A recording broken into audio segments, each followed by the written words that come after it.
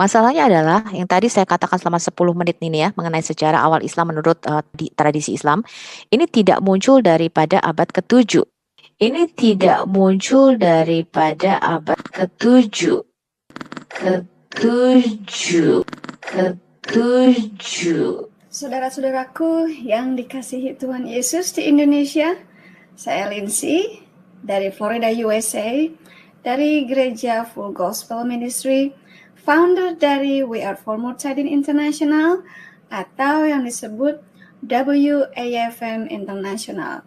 Saya sangat mendukung kawan-kawan di Indonesia dalam berapologetik untuk memberitakan keselamatan yang hanya dari Yesus Kristus Tuhan kita, dan juga membongkar isi Quran dan junjungan mereka, ya, agar kawan-kawan kita Muslim dibukakan matanya, kalau selama ini mereka dimanfaatkan oleh iblis untuk menyesatkan umat manusia.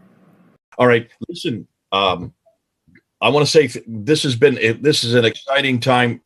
This part and this section and this material is probably some of the most damaging material that I'm going to be introducing, but you all need to know it. Iya, ini mungkin adalah materi yang paling menarik ya yang akan saya perkenalkan pada malam hari ini kepada teman-teman semuanya. Tapi ini juga materi yang paling akan menohok sekali nih untuk Islam. And for those of you, since you have come out of Islam, this will be brand new to you. Dan mungkin bagi teman-teman yang sudah keluar dari Islam, mungkin materi ini menjadi materi yang sangat baru, yang baru saja yang baru akan Anda dengar.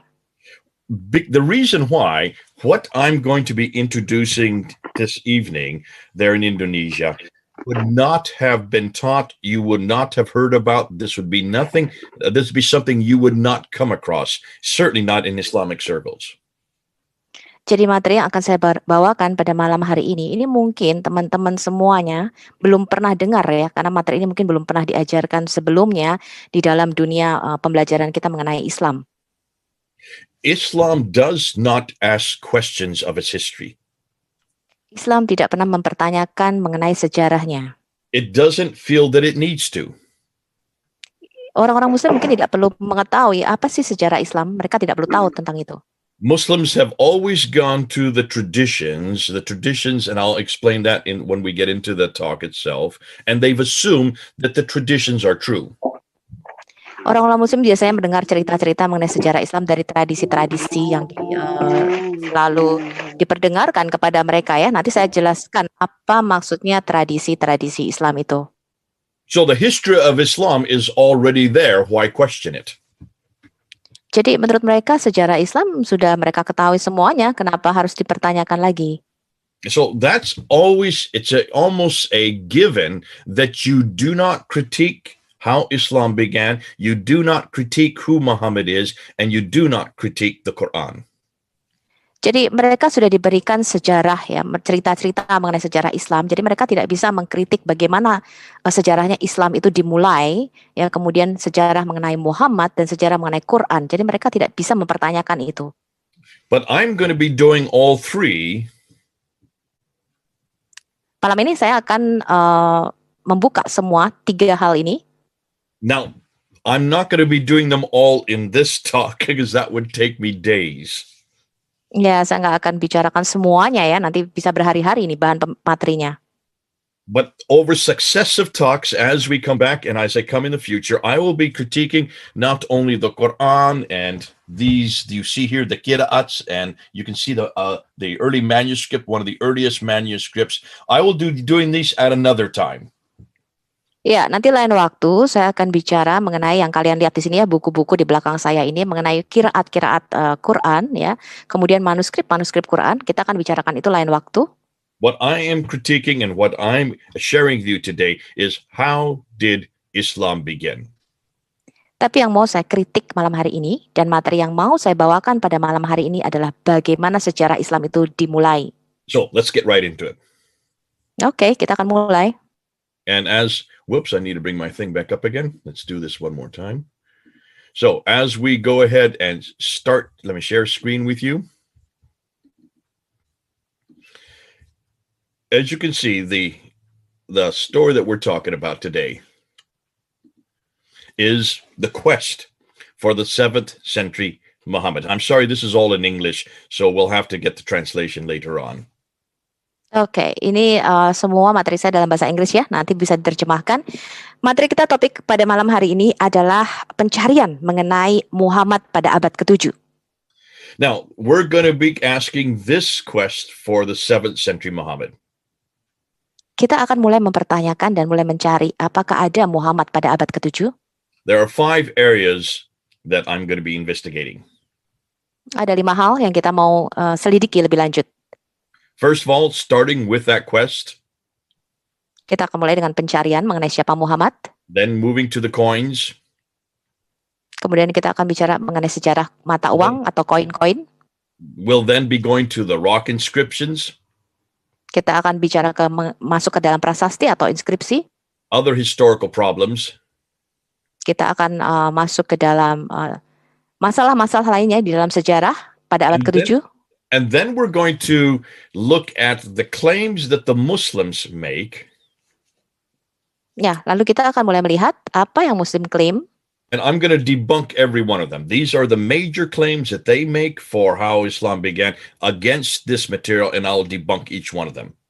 Dan saya akan mencoba memusnahkan semua klaim-klaim ini ya.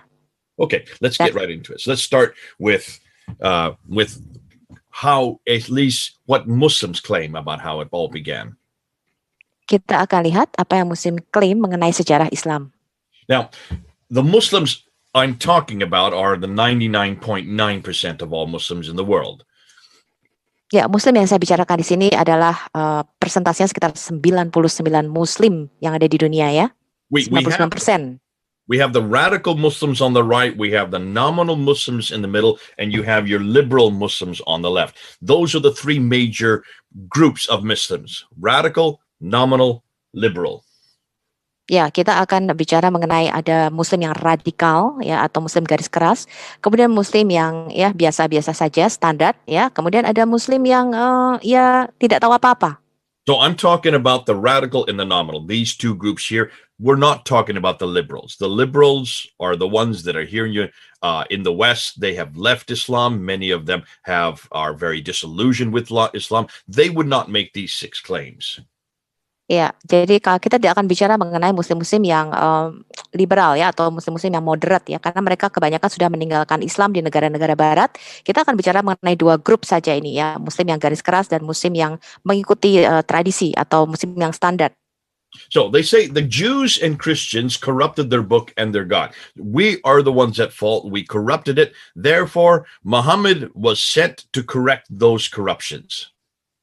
Jadi Muslim mengklaim selama ini ya bahwa orang-orang Yahudi dan orang-orang Kristen ini sudah memalsukan kitab-kitabnya ya. Karena itu Muslim itu selalu berpikiran bahwa Islam ini datang untuk mengkoreksi kitab-kitab sebelumnya. And between 610 and 632 AD, that 22-year period, he was then given the Quran, this one right here, supposedly this book right here, in that 22-year period, to correct that which had gone wrong earlier. Ya, jadi antara tahun 610 sampai 632, jadi selama 23 tahun ya, ketika Muhammad menerima wahyu ini, Muhammad ingin mengkoreksi ya, ketika dia menerima Quran, mengkoreksi kitab-kitab yang menurut dia salah sebelumnya. He lived in Mecca to begin with, was born there in 570, started receiving his revelations in 610, and from 610 to 622, he received what they know as what they call the Meccan revelations, the Meccan surahs. Ya, jadi Muhammad kira-kira lahir tahun 570 di Mekah ya. Kemudian antara tahun 610 sampai 622 ya, selama kurang lebih hampir 12 tahun, dia menerima wahyu-wahyu pertamanya, yaitu ada di Mekah yang kita sebut dengan surat-surat Makkiyah. And from 622 he then moves up to Medina, and from 622 to 632, the last 10 years of his life and his ministry, he then received the Medinan revelations, which are the first part of this book. Ya, kemudian setelah itu tahun 622 sampai 632, kira-kira 10 tahun terakhir dari kehidupan Muhammad, dia pindah ke Madinah, dia menerima wahyu-wahyu di sana yang disebut dengan surat-surat Madaniyah ya, yang merupakan bagian pertama daripada Quran yang kita pegang sekarang. And Muslims would say that this book that he received from 610 to 632 is exactly the same book, and it has existed for 1400 years unchanged. Muslim mengklaim bahwa Quran yang dipegang sekarang ini ya tetap sama selama 1400 tahun, tidak ada perubahan. They would also say that Mecca, where he lived, where he was born, where he spent his first 50 years, is or has always been the center of the world, the center of history. Muslim juga mengklaim bahwa Mekah ya di mana Muhammad menghabiskan 50 tahun pertama dari kehidupannya itu merupakan pusat dari dunia ya, suatu kota yang kota besar gitu ya, pusat perkotaan di situ. Now, Dan pusat sejarah. let's look at a timeline. Yuk kita lihat rentang waktunya di sini. Islam's emergence according to the Islamic traditions. Ya, bagaimana Islam ini muncul ya menurut sejarah tradisi Islam. Okay. There, Muhammad was born 570. Muhammad lahir di tahun 570. The Quran is first revealed in 610. Quran pertama kali diwahyukan tahun 610. In 621, he gets up in the middle of the night, is woken up, told to get on the back of a winged horse called the Burak. He is flown up to Jerusalem, and at Jerusalem, he then goes up to the seven heavens, receives 50 prayers, which he brings down to 5 prayers, returns to Jerusalem, and then comes back to Mecca. Tahun 621 Muhammad dibangunkan ya kira-kira pada tengah malam hari, kemudian dia terbang ya naik kuda yang bersayap begitu, terbang ke Yerusalem, kemudian dari Yerusalem dia naik lagi ke surga, terima 50 perintah untuk sholat, kemudian tik turun lah ya, turun perintah sholatnya, lalu dia turun lagi ke Yerusalem dan balik lagi ke Mekah. In 622 then, he moves from Mecca up to Medina with roughly 80, maybe 200. The traditions are not clear, exact number, how many believers he took with him to Medina. Kemudian tahun 622 dia hijrah ya dari Mekah ke Madinah. Kira-kira kurang lebih ada 80 atau 200 orang yang dibawa pengikutnya pada waktu itu. Tidak begitu jelas ya, tradisi mengatakan ada yang 80, ada yang 200, tidak begitu clear berapa pengikutnya pada waktu itu. Then in 630, he comes back to Mecca from Medina, conquers Mecca without firing a shot. Lalu kemudian tahun 630 Muhammad kembali lagi dari Madinah ke Mekah, kemudian menaklukkan kota Mekah itu ya tanpa tantangan apa-apa. And then he dies in 632. Kemudian dia mati di tahun 632. Some say that he was poisoned. We don't really know, but according to traditions, he died. When he died, the Quran had not yet been written down. Beberapa mengatakan dia mati karena diracun, ya, tapi kita juga tidak jelas mengenai hal ini. Dan sejarah mengatakan, ya, tradisi Islam mengatakan pada waktu dia mati, Quran ini bahkan belum dikumpulkan. The next 2 years, Abu Bakr comes to power. 2 tahun kemudian Abu Bakar berkuasa. And he is the one that writes the first Quran down, the first book, the first recension, as we call it, of the Quran. Ya, kemudian Abu Bakar ini mencoba menyatukan ya Quran ini, atau dia menulis Quran yang pertama kali. You then have Umar, who comes to power from 634 to 644. Kemudian Umar berkuasa antara tahun 634 dan 644. Followed by Uthman, who rules from 644 to 656. Lalu diikuti oleh Uthman yang berkuasa ya atas dari tahun 644 sampai 656. And during his reign, the second Quran, or the second recension, is compiled by a man named Zaid ibn Thabit. And that is the Quran they say that we have in our hand today. This Quran that I am sharing here, this is the Uthmanic Quran. This is the Uthmanic recension. This is the canonized text. Ya, pada masa pemerintahan Utsman inilah ya, maka Quran-Quran itu dikumpulkan atau dikanonize ya pada waktu itu di bawah seseorang yang bernama Said bin Thabit pada waktu itu. Dan Muslim mengatakan Quran yang dipegang sekarang ini adalah Quran versi Utsman pada waktu itu.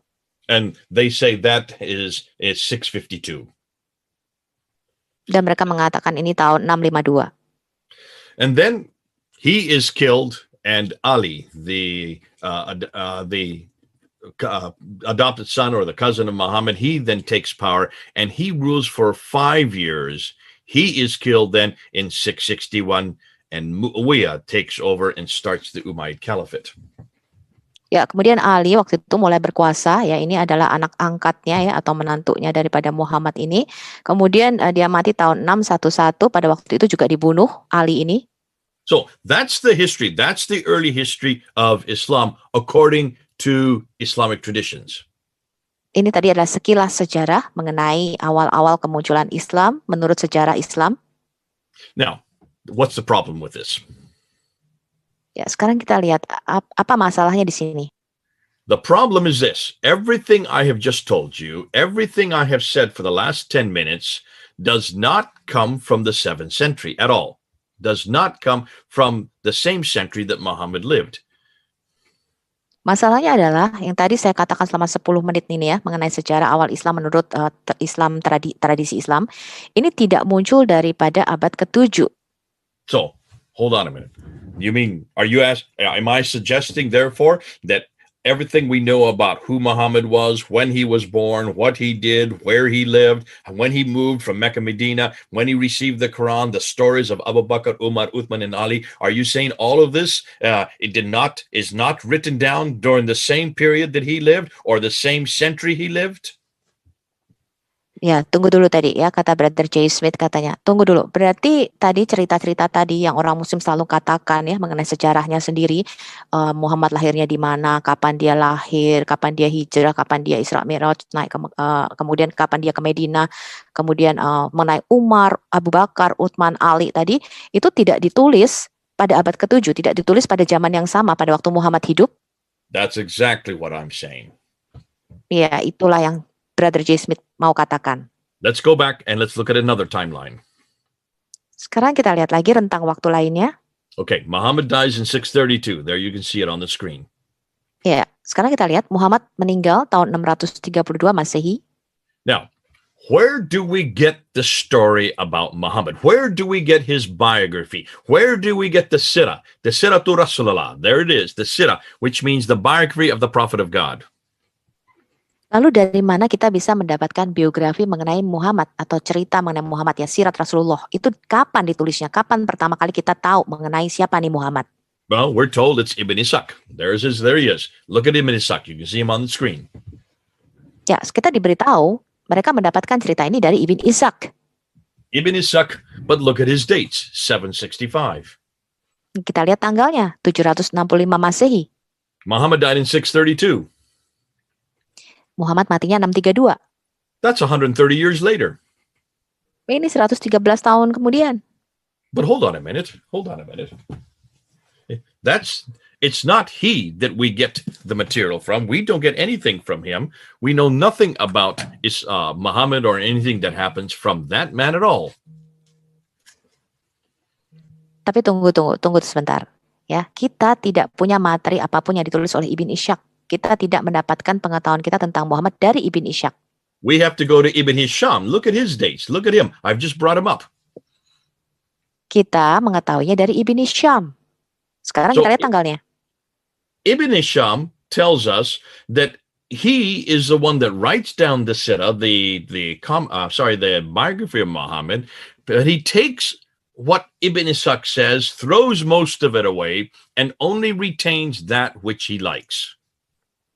Jadi Ibn Hisham ya tahun 833 Masehi ini mengatakan dia menulis syirat Rasulullah ya atau biografi Muhammad ini dari Ibn Ishaq, dan dia membuang sebagian besar materi dari Ibn Ishaq ini dan dia hanya menulis ulang apa yang dia suka. Oh, so let's get rid of Ibn Ishaq. Ya, oke, sekarang kita singkirkan dulu Ibn Ishaq. Now, I'm just gonna stop sharing screen here just to show you what I mean.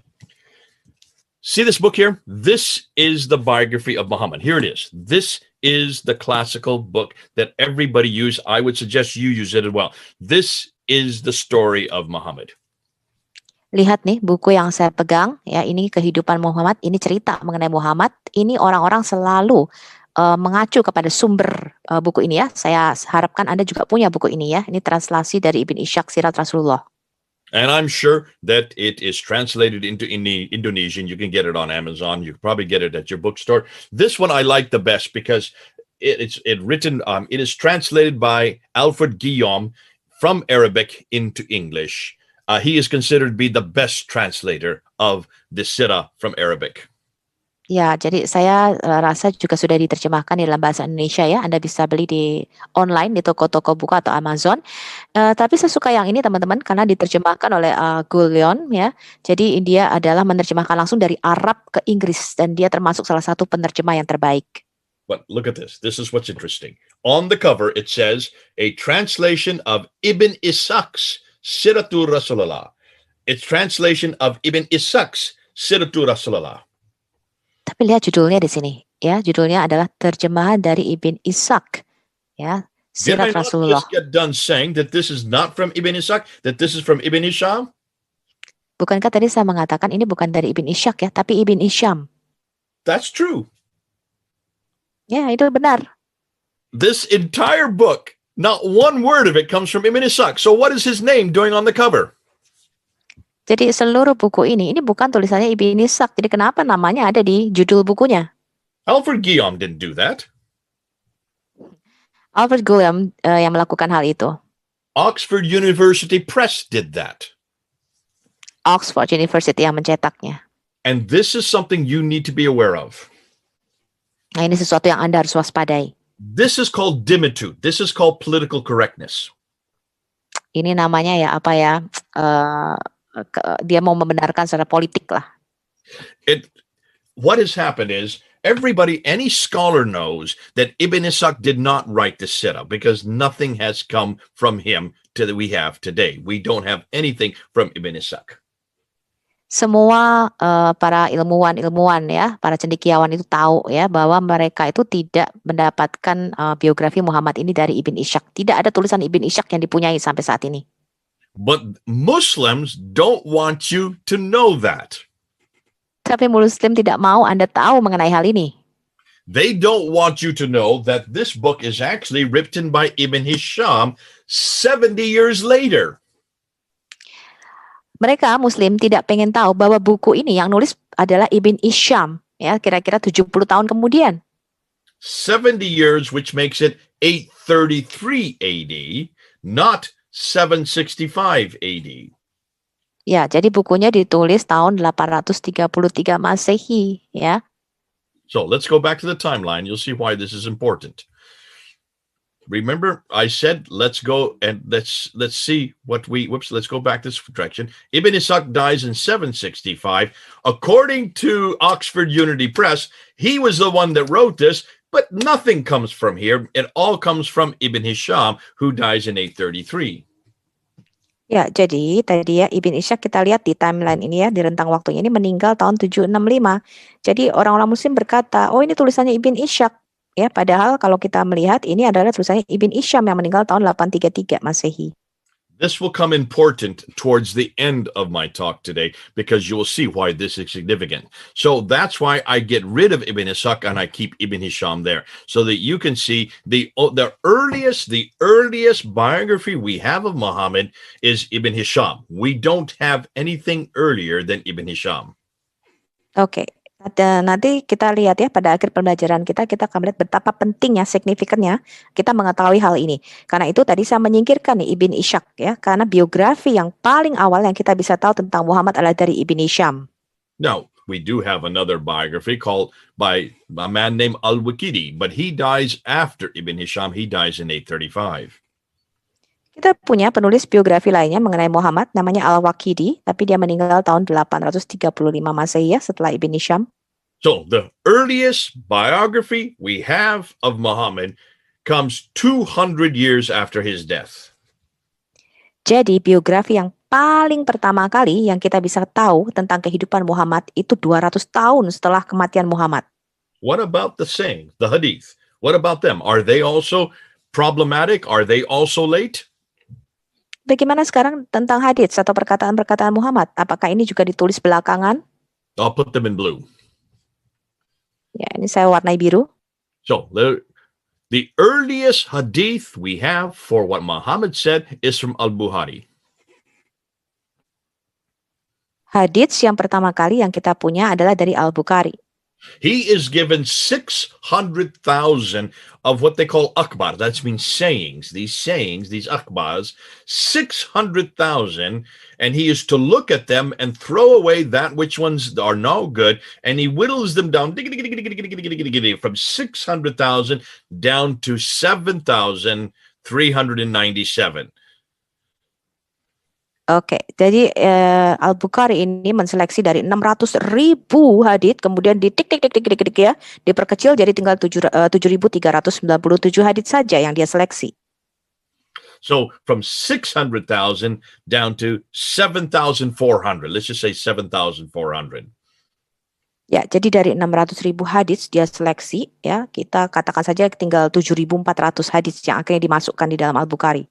Which means he throws out 98% of it and only keeps 2%. Only 2% is what he retains. Artinya Al-Bukhari ini membuang 98% hadits-hadits itu dan dia hanya memasukkan 2% saja dari semua hadits-hadits itu.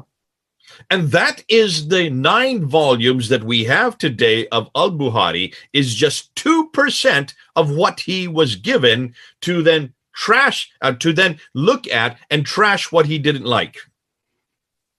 Nah, inilah ya 9 volume dari buku Al-Bukhari yang kita punya itu ternyata hanya 2% saja dari hadis-hadis. Dia membuang hampir sebagian besar hadis-hadis itu dan dia hanya memasukkan yang dia suka saja di hadis-hadisnya. And there are others who do the same thing. Orang lain banyak juga yang melakukan hal yang sama.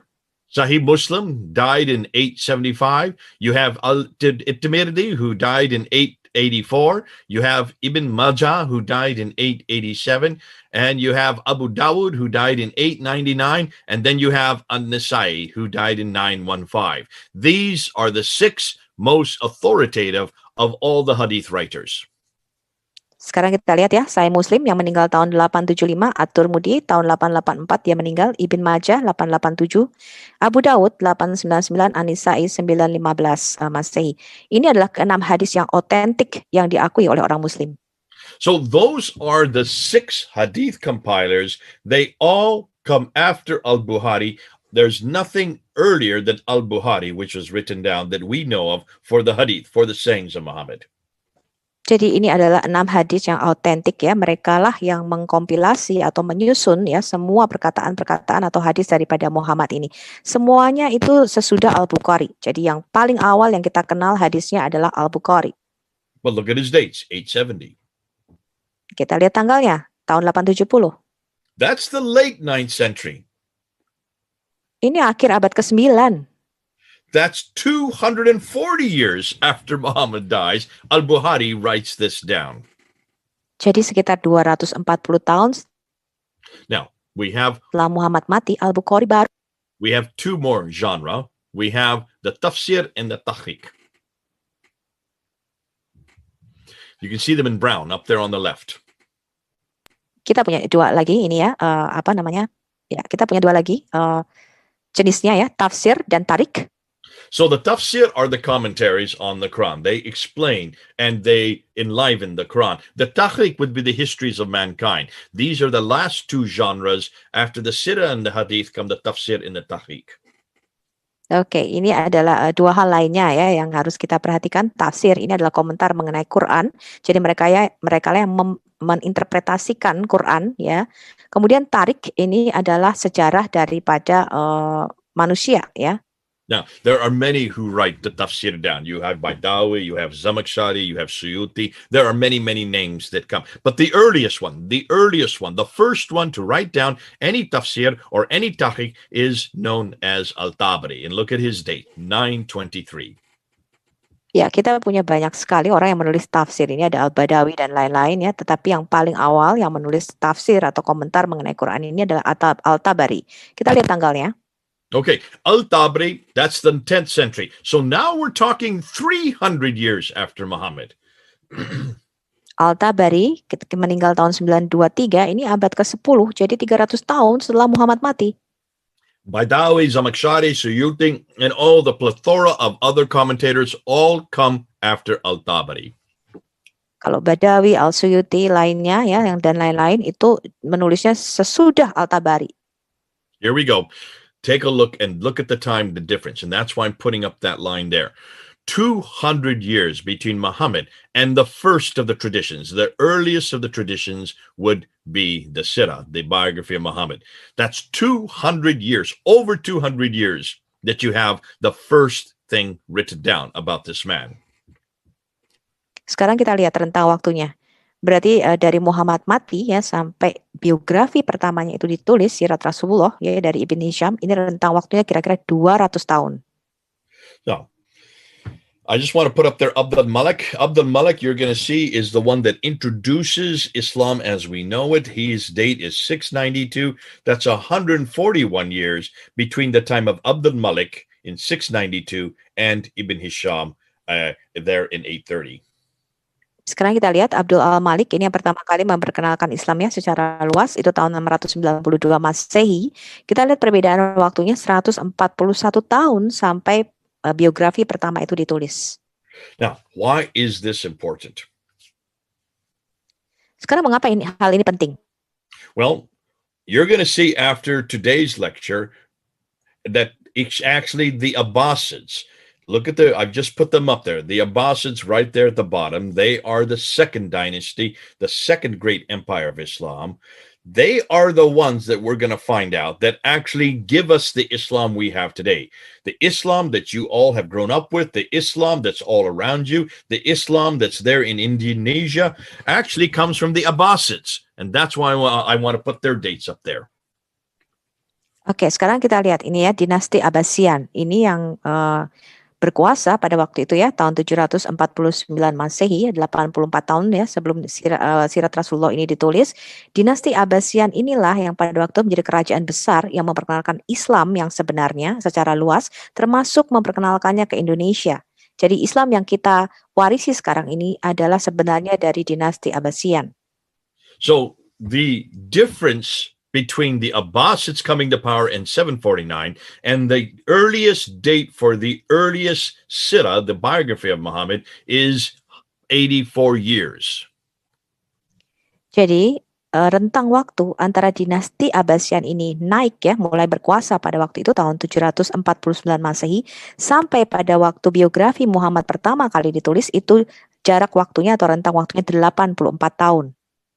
Which suggests to me it took them 80 years to finally get their narrative, to finally introduce their prophet, and well, not to introduce him, that's not quite correct, but to introduce the prophet Muhammad that we know today.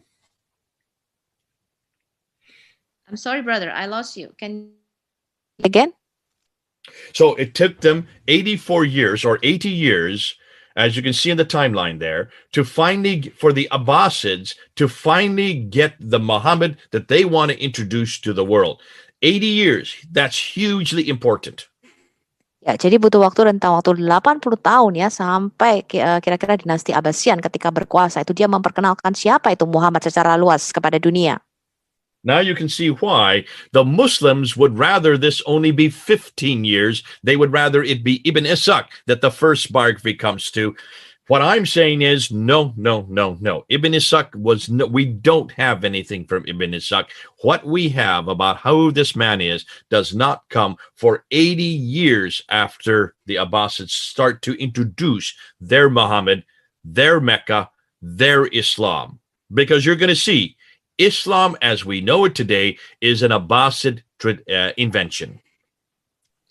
Jadi Muslim itu lebih suka ya kalau mereka mengatakan biografi Muhammad ini dari Ibn Ishaq ya, karena jarak waktunya lebih dekat dengan dinasti Abbasian ini.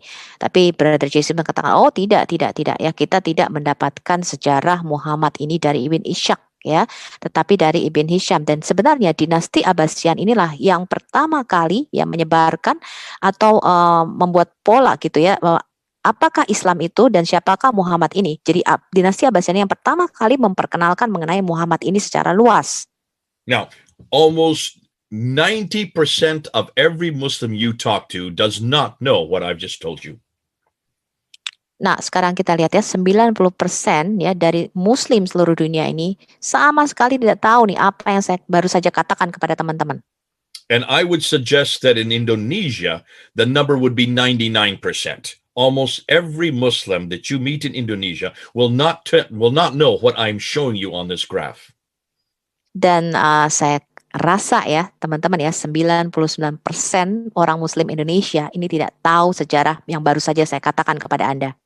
Now, they will know the name Ibn Hisham, they'll know the name Al-Waqidi, they'll know Al-Bukhari. Every one of them will be using Al-Bukhari, Sahih Muslim, Tirmidhi, Majah, Dawud, Nisa. They will know everything about Al-Tabari. These are household names by Muslims who live in Indonesia, but they will think that all of these individuals actually knew Muhammad, that they all lived at the time of Muhammad, that they were all companions of Muhammad. Every Muslim that I talk to assumes whenever I say Ibn Hisham, they think, you're talking about Muhammad's companions. Jadi orang-orang Muslim itu tahu ya, kenal nama-nama ini ya, makanya kenal Ibn Hisham, Al-Waqidi, Al-Bukhari ya, Imam Muslim, At-Tirmidzi, Ibn Majah, Abu Daud, An-Nisai, Al-Tabari. Mereka selalu memakai sumber-sumber yang dari tulisan-tulisan yang ditulis oleh para sejarawan ini ya. Tetapi ya orang-orang Muslim itu selalu berpikir bahwa nama-nama ini itu hidup sejaman dengan Muhammad, dan bahkan mereka berpikir mereka ini adalah para sahabat yang selalu menemani Muhammad ya, kemana-mana sahabatnya Muhammad. Jadi ketika saya bicara dengan orang Muslim mengenai Ibn Hisham misalnya, Muslim selalu berkata, oh kamu bicara mengenai sahabat Rasul. Now, I have put this so that you can print this out. This is a slide you can print out. We're going to be giving you the PowerPoints. You need to show them this slide. You need to show them this timeline. You need to show them where Muhammad died, where Ibn Hisham died, where Al-Waqidi died, Bukhari, Muslim, Tirmidhi, Majah, Dawud, Nisa, where they all died. That none of them, not one of them, lived at the time of Muhammad. Not one of them knew Muhammad. Not one of them lived in the same century as Muhammad. Ya, jadi teman-teman bisa ya mengeprint ya, men-screenshot ya timeline ini, rentang waktu ini. Anda bisa tunjukkan kepada Muslim ini ya, kapan Muhammad mati ya, kemudian kapan Ibn Hisham dan Al-Bukhari, Sahih Muslim dan sebagainya. Ini adalah rentang waktu yang sangat penting yang kita bisa tunjukkan mengenai sejarah Islam kepada orang Muslim supaya mereka tahu bahwa para penulis sejarah ini ya, itu tidak hidup sejaman dengan Muhammad. Mereka tidak mengenal Muhammad ya, mereka tidak tahu siapa itu Muhammad ya, mereka tidak pernah bertemu dengan Muhammad. This is the fact that we have found that destroys many. This is the fact that disillusions many Muslims when they hear this. Ya, ini adalah fakta yang menghancurkan semua halusinasi Muslim ketika mereka mendengar hal ini. Now, if we were to look at this, I just wanted to put up Ibn Ishaq there. Ibn Ishaq is the biography they want to talk about, but he is only about 70 years from the time of Ibn Hisham. The one you really need to put up is, of course, the Abbasids. Now, here's the question. Before I do that, let me just ask you all, as Christians, would we have this same problem as Christians? Would we have this difficulty as Christians? Oke, sebelum saya melanjutkan, saya mau tanya nih kepada teman-teman Kristen yang ada di sini. Apakah kita juga mempunyai masalah yang sama nih, problem yang sama dengan kekristenan? Everything we know about Dijawab, Jesus. teman-teman. Everything we know about Jesus, what he did. Oke, apa yang kita ketahui tentang Yesus ya, apa yang dia lakukan dan apa yang Yesus katakan? As Christians, do we also go back and have this difficulty? Just put it open if people want to answer. Okay. Open mic, you mean? Yeah, you can open mics on this. Okay. Ya, jadi teman-teman bisa langsung interaksi dengan Brother J ya. Jadi apakah kita sebagai orang Kristen, teman-teman, kita punya masalah yang sama nggak nih mengenai sejarah ini? So, What Jesus said, that would be the hadith of Jesus. Where do we get that from? Apa yang Yesus katakan itu artinya hadisnya Yesus ya. Kita dapat dari mana nih perkataan Yesus ini? From his disciples. Okay, give me some names. John, Matthew, Luke, Andreas, Petrus. Okay, so two of them. Peter. Okay, but Peter didn't really write the Gospels. But there are four Gospels: Matthew, Mark, Luke, and John, right? right? And Yes. two of them are eyewitnesses to everything they wrote. Am I correct?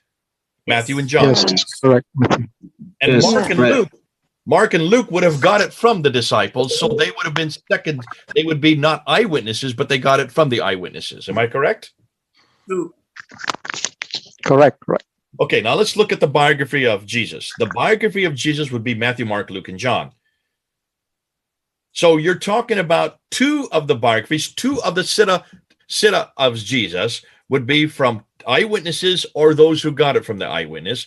And those, all four of them would have been living at the time of Jesus, and they would have been living in the same area that Jesus lived. Go ahead. You Oke, can start. tadi ya Brother J tanya ya, apakah kita Kristen punya masalah yang sama nih? Dari mana kita mendapatkan perkataan Yesus atau di hadis Yesus ini ya, hadisnya Yesus? Empat penulis Injil ya, Matius, Markus, Lukas, Yohanes. Dua ya, Matius dan Yohanes ini adalah murid langsung daripada Yesus. Kemudian Lukas dan Markus ini bukan murid langsung, tapi dia mendapatkannya dari saksi mata, yaitu artinya mereka ketemu dengan murid-murid itu atau mengumpulkan data-data daripada saksi mata. Ya, jadi kemudian biografi daripada Yesus itu juga ditulis ya oleh orang-orang yang hidup sejaman dengan Yesus, murid-muridnya hidup satu area di mana Yesus pada waktu itu tinggal. So what about the sayings? Well, that would be the hadith of Jesus. If you look in your Bibles, I don't know if you have them in Indonesian, in many of our English Bibles, whenever Jesus speaks, we put it in red letters. So that would be the hadith of Jesus, what would be in the red letter part of the Gospels. Ya, jadi kalau perkataan Yesus atau hadis Yesus itu kalau di dalam Alkitab biasanya kalau di dalam Alkitab bahasa Inggris itu diwarnai warna merah. Kalau di dalam bahasa Indonesia, I think we have the same, Brother J. Okay, so you know what I'm talking about. So the sira would be the black letter part of the Gospel. The hadith would be the red letter of part of the Gospel. So you have both the sira and the hadith written by eyewitnesses or those who got it from the eyewitnesses. Ya, jadi sirat ya atau biografi Yesus itu ditulisnya dalam tinta yang hitam biasanya ya. Kemudian perkataan Yesus atau hadis Yesus itu ditulisnya warnanya merah ya. Jadi kita punya sirat biografi Yesus dan juga perkataan Yesus ditulis oleh sama-sama ya. Ada dua saksi mata secara langsung dan ada dua lagi yang mendapatkannya dari saksi mata. Now, what about the tafsir and the tahrik? Bagaimana mengenai tafsir dan tahrik di dalam Kristen? Well, I would suggest the tafsir, which would be the commentaries about what the Gospels say and how to apply it, would be Paul's letters. Paul's letters would be the tafsir because he comments on how to take the Gospel of Jesus and apply it in Philippi, and how to apply it in Galatia, and how to apply it in Corinth, and how to apply it in Thessalonica. So every one of his letters are the application of applying it in every city. So that would be the tafsir for the person of Jesus Christ. Ya. Jadi saya menyarankan ya tafsir. Bagaimana dengan tafsir di dalam kekristenan? Tafsir itu Paul was writing his letters within 15 years of Christ's death. Within 15 years from about 40 to 45 AD up until 62 AD or 65 AD when he was killed, that's when the tafsir of Jesus would have been written out. Ya, jadi tadi Paulus menerapkan Injil itu ya di tiap-tiap kota yang dia tulis surat ya di Filipi, di Galatia, di Korintus ya di setiap kota. Jadi tafsir ini ditulis Paulus kira-kira dari tahun 40-an sampai tahun 70-an sampai dia mati ya pada waktu itu. Jadi sekitar mungkin 17 tahun dia menulis tafsir-tafsir ini, surat-suratnya. And then the fourth genre, the tahrik, the history. That I would suggest is the book of Acts. The book of Acts is the Acts of the Apostle, the history of the Apostle, the history of the early church. And that would have been written by Luke between 52 AD and 62 AD. So within 30 to 40 years of Christ's death, you already get the history of the early church written down. Iya, kalau kita bicara mengenai tarik ya, tarik di dalam kekristenan itu adalah kitab kisah para rasul yang ditulis oleh tabib Lukas ya. Jadi Lukas menulisnya antara tahun 52 sampai dengan 72 ya. Jadi dia menulisnya hampir 30 tahun setelah Yesus naik ke surga. So here we have on one side, you have the hadith, the sirah, the tafsir, and the tahrik of Jesus that is written. But the latest would be 90 AD, so that's 60 years after Christ's death. So within 15 to 60 years of Christ's death, you have all four genre, all four of the Christian traditions written down. Ya, jadi kita tadi mempunyai ya ada sirat ya, ada tafsir, ada tarik daripada Yesus atau hadis ya daripada Yesus juga tadi. Itu kira-kira paling lambat tahun 90 Masehi. Ya, jadi kira-kira dikompil semuanya itu selesai ya keempat hal ini, biografi Yesus, perkataan Yesus ya, tariknya kemudian tafsirnya itu kira-kira 30 tahun, dan mulai 30 tahun setelah dia naik ke surga sampai sekitar 60 tahun ya, 60 tahun ketika Yesus naik ke surga itu sudah selesai dikompilasi atau sudah selesai ditulis. So that's 15 to 60 years after Christ's death. You have all four genres, all four traditions written down. Ya, jadi kira-kira 15 sampai 60 tahun ya setelah Yesus naik ke surga, keempat hal ini sudah ditulis pada waktu itu. On the other side, the Islamic traditions, you have Ibn Hisham, you have Al-Bukhari, you have Al-Tabari, who are writing in 833, 870, 923. That is 200 to 300 years, nothing earlier than 200 years. So for the same four genre, the same four Islamic traditions that we're talking about, the Christian traditions, these are 200 to 300 years after Muhammad, whereas these are only 15 to 60 years after Jesus. Ooh, Iya, jadi di pihak lain kalau kita melihat sejarah Islam ya, tadi keempat hal ini ya, baik itu sirat, kemudian hadits, tarik maupun tafsirnya itu ditulis kira-kira 200 sampai 300 tahun ya, semua tadi yang ditulis oleh Ibn Hisham ya, Al-Bukhari, Al-Tabari, semuanya ditulis 200 sampai 300 tahun setelah Muhammad mati.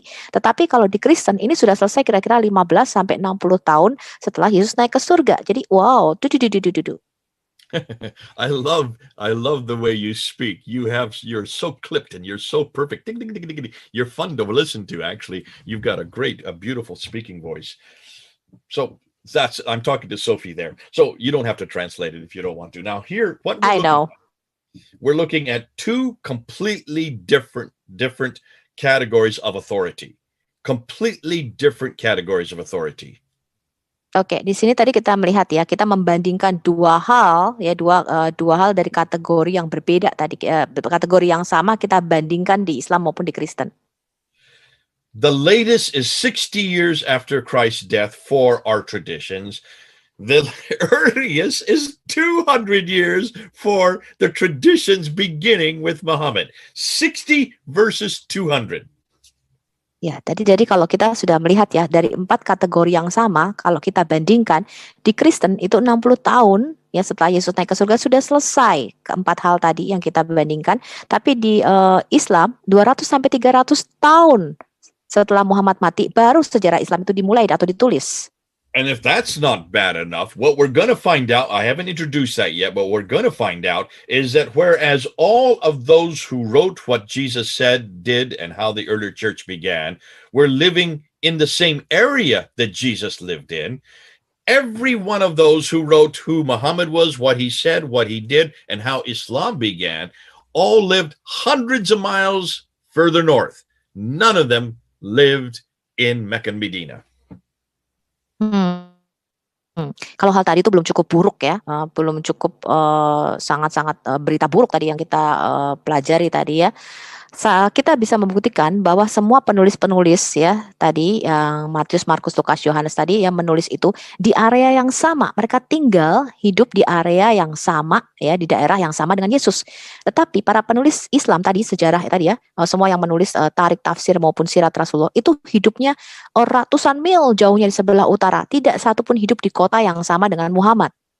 So they lived hundreds of years later, and hundreds of miles away. Jadi para penulis sejarah-sejarah Islam ini ya menulisnya ratusan tahun setelah Muhammad mati dan hidupnya juga tidak sedaerah, tidak satu daerah di area yang sama dengan Muhammad, ratusan mil jauhnya. Which is more authoritative, the Christian traditions or the Islamic traditions? Jadi mana nih yang lebih mempunyai otentik ya, yang lebih mempunyai kapasitas untuk mana yang benar, mana yang asli ini teman-teman sejarahnya nih. Apakah yang Kristen tadi yang kita lihat, apakah yang Islam? There's no comparison. Tidak bisa dibandingkan teman-teman. Our gospel of Jesus Christ,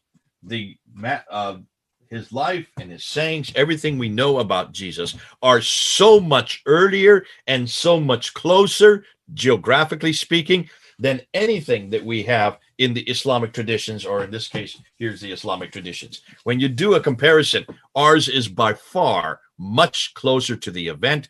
And in the same area, this is much further from the event and nowhere near the same area. Jadi kalau kita bandingkan ya teman-teman ya, Alkitab kita yang ditulis ya, yang tadi mengandung keempat hal tadi ya, itu ditulisnya itu sejaman dengan Yesus ya, kemudian ditulisnya juga satu daerah area yang sama dengan Yesus, mereka tinggal di tempat yang sama pada waktu Yesus hidup. Tetapi kalau kita bandingkan dengan sejarah Islam, ya itu tinggalnya udah ratusan tahun setelah Muhammad mati, ditulisnya masih tinggalnya ratusan mil jauh lagi dari tempat Muhammad. Can you then see why we are talking from a much stronger authority? Jadi kita lihat tadi ya, bahwa kekristenan itu mempunyai klaim yang lebih kuat dibandingkan Islam. If we were in the same boat, if we had the same situation for Jesus Christ that Muslims have for Muhammad, kalau kita punya situasi yang sama ya terhadap Yesus ini ya teman-teman ya, buku yang saya pegang ini sama seperti Muhammad, that would mean that we would know that Matthew, Mark, Luke, and John would all have been living in the 3rd century and writing about Jesus in the 3rd century. That's 200 years later. 200 to 300 years later, we would not know anything about Jesus for 200 to 300 years. Jadi kalau situasinya tadi sama ya teman-teman ya, artinya Matius, Markus, Lukas, Yohanes ya itu baru menulis kira-kira abad ketiga ya, 300 tahun setelah Yesus naik ke surga. Berarti selama 200 sampai 300 tahun pertama kita nggak tahu apa-apa tentang Yesus. Can you then understand why you need to get this into your discussions? You need to get this into your conversations with Muslims. Ya, sekarang Anda mengerti ya betapa pentingnya kita mendiskusikan hal ini dengan Muslim. Now, before we go on to the next section, I want to just open it up. If there are any questions that there you may have, let me just see if there are any questions. I'll go ahead and look at the chat myself. So let's Okay, start Ines. Okay, here's a question that comes up. Well, let's start from the beginning and go, here's a question that comes up. If Al-Bukhari was the earliest, this is from Hannah herself, from Mr. Polandia, sorry. If Al-Bukhari was the earliest collector of the hadith, why did the present-day Muslims claim that he had learned those hadith from Imam Ahmad? You can go ahead and translate that into Indonesian. Ya, jadi Mr. Polandia tadi bertanya ya, kalau Al-Bukhari ini yang pertama kali menulis ya mengenai hadits, mengapa Al-Bukhari ini mengklaim dia belajar dari Imam Ahmad? Now, Imam Ahmad, I'm assuming you mean by that, Mr. Polandia, that Ahmad would be the diminutive for Muhammad. So Imam Muhammad means from Muhammad himself. And this is the lie that most of your Muslims are told. They are told, I'm sure I have been to Indonesia, but I've not been there long. You will know this better than me. But everywhere I go in the Muslim world, Muslims are told that Al-Bukhari, Sahih Muslim, Ibn Dawud, Majah Tirmidhi, also Ibn Hisham, Al-Waqidi, also Al-Tabari, all these big names, these great men of God were all companions of Muhammad. This is what they're told. This is what they're taught. That is a lie. Ya, jadi Brother J mengatakan yang kamu maksudkan dengan Imam Ahmad ini apakah Imam Muhammad ya? Jadi mereka menerima dari Muhammad sendiri. Saya belum pernah ke Indonesia, tetapi saya merasa ya kemungkinan di Indonesia itu diajarkan bahwa tadi ya nama-nama besar tadi ya ada Al-Bukhari, ada Imam Muslim, Abu Daud dan sebagainya. Mereka pasti mengatakan ini adalah sahabat Rasul atau sahabat Muhammad dan itu tidaklah benar. Okay, and so you can see then why, Mr. Palandia, this is something you need to help your Muslim friends with. Show them that timeline. They need to see that timeline. I am not making up those dates. Those dates are from Islamic scholarship. This is what Islam tells us. I did not make up the date for 833 or 835 or 870 or 923. I didn't make up those dates. Those are dates from Muslims themselves. This is the standard narrative that every Muslim who has done scholarship, anybody in academia will know those dates, but not the Muslims on the street. Not the Muslims on the street. Not the Muslims you're going to be talking to. Ya, jadi tadi ya pentingnya kenapa kita harus menunjukkan rentang waktu ini ketika kita berdiskusi dengan saudara-saudara Muslim kita, ya. Karena Brother tadi mengatakan saya itu tidak yang membuat-buat tanggalnya, ya. Bukan saya nih yang kasih tanggal 833, 847 tadi ya. Semua ini adalah cendekiawan-cendekiawan Muslim sendiri yang memberikan tanggal-tanggal itu. Ya, jadi bukan saya yang membuat-buat ya, semua ini diberikan atau dinarasikan oleh para cendekiawan Muslim. Tetapi kalau orang-orang Muslim di jalanan ya atau orang-orang Muslim abangan ceritanya gitu ya, mereka tuh tidak begitu mengerti mengenai sejarah ini, teman-teman. So here's a follow-up question from Mr. Palandia. Is the Muslim product known as the science of hadith reliable in filtering and discerning the good hadith from the bad hadith? Go ahead and translate that. Oke. Basically, what he's asking is, what should we do with the science of hadith? Is it a good exercise of good hadith versus bad hadith? Is this a good exercise? Ya, Mr. Polandia tadi bertanya ya, apakah ilmu mengenai hadis ini ya, menyaring ya hadis ini disaring, mana hadis yang baik, apa hadis yang buruk, apakah ilmu ini bagus nggak sih? When they talk about good hadith, which is sahih, versus bad hadith, which is weak, when they talk about this, they're not talking about dates. They're not saying anything about which is from what century. They're talking about which is theologically good. It all has to do with theology, not anything to do with history. Jadi ketika orang Muslim menyaring hadis-hadis ini ya, yang bagus mereka masukkan sebagai sahih, kemudian hadis-hadis yang tidak baik itu sebagai hadis-hadis yang lemah ya, atau doif, itu orang-orang Muslim ini tidak menggunakan pendekatan sejarah atau pendekatan tanggalnya. Ya, mereka tidak melihat itu. Mereka hanya melihat secara theological. Mana yang menurut teologi Islam itu baik, yaitu mereka hadis-hadis itu dimasukkan. And the weak ones are the ones that don't fit their theology, and the strong ones are the ones that do fit their theology. But what I'm saying is, who cares? It's all so late that this is an Abbasid view of what is theologically correct. This is only a political maneuver. This is completely a political maneuver by the Abbasids to create the religion that they wanted. All of it was created in Baghdad, not in Mecca, not in Medina, as we're going to see. Jadi mereka memasukkan hadis-hadis yang mereka sukai, yang cocok dengan teologi mereka sebagai hadis-hadis yang sahih. Hadis-hadis yang tidak cocok dengan teologi Islam itu mereka membuangnya atau memberikan melabelkan sebagai hadis doif, ya. Tetapi siapa yang peduli gitu ya? Ini kan kita tidak berhubungan dengan tanggal atau sejarahnya, ya. Jadi ini adalah bagaimana dinasti Abbasian tadi yang mulai berkuasa ya. Dinasti Abbasian ini mulai memperkenalkan teologinya mereka sendiri tentang Islam ini. Jadi dinasti Abbasian ini yang membentuk agama Islam. Okay, here's another yang memperkenalkan question Islam kepada dunia secara luas. from Okay. from Mr. Kenosis. He says, are there any historical findings from Muhammad's lineage regarding his biological children? This question is to debunk those who live nowadays claiming that Muhammad's descendants, that they are the Muhammad's descendants, and that they goes up as the descendants of Ismail. Thank you. In other words, there's what Kenosis is saying is, what should we do say to those Muslims that we see here in Indonesia who say, oh, I am in the line of Muhammad from say so-and-so, from so-and-so all the way up to Muhammad himself? Ya, jadi kenosis ini bertanya ya, ada nggak sih sejarah ya, penemuan-penemuan sejarah mengenai garis keturunan Muhammad ini ya, atau Muhammad ini punya anak yang secara biologis ini dari mana? Karena banyak orang mengklaim, oh saya nih masih keturunan Muhammad dari sini ya, keturunan Muhammad nih masih keluarga Muhammad. Now, I am going to debunk all of that as we go through this talk. Saya akan membantah semua itu ya, klaim-klaim itu selama kita ada di sesi ini. I don't want to say too much yet because I have to prove what I'm going to say. Oke, saya nggak mau berkata banyak ya, karena saya akan membuktikan apa yang saya katakan. But as you're going to find, ya, Anda akan menemukan malam hari ini, there is no reference to Muhammad in the 7th century, not until 692.